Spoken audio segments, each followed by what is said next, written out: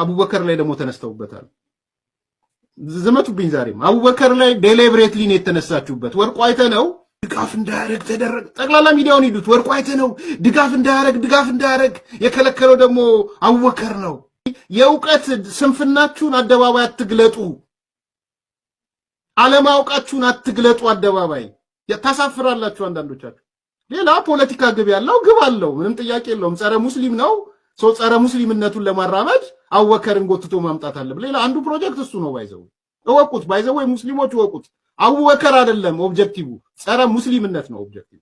ኤንድ የፋኖ ሃርድ ኮሩ ደግሞ ሙዋተዋዶ ነው። ይሄንም ከግምት ክተት። እንዴት 15 ሚሊዮን ብር ወርቁ አይተነው ደግፎ አልቀበልም አለ። አዎ አይቀበልም። ነገ ሪፖርት ሲያደርግ ምን ብሎ ሪፖርት ያደርግ? አይፈቀድም። መንግስት ከሚፈልገው ህገወጥ ነው ብሎ ከሚፈልገው አካል፣ ሽብርተኛም ብሎ ካለው ከሚፈልገው አካል ገንዘብ የመቀበል ስልጣን የላቸውም። ኤንጂኦዎች ሪፖርት ያደርጋሉ። እንዴ አገሪቷ ህግ አላት። የኔ ወንድም ባፈተታ አትሄድም። እኔ አቡበከር ጠበቃ ልሆን አይደለም፣ ዘመቻውን ስላየሁት ነው። መሰረት በደንብ ዘመቻው ገብቶኛል። እኔ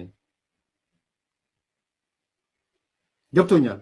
ምን ርህራሄ ቢኖረው ኖሮ ወርቁ አይተነው ጦርነት ይቁም አይልም ነበር።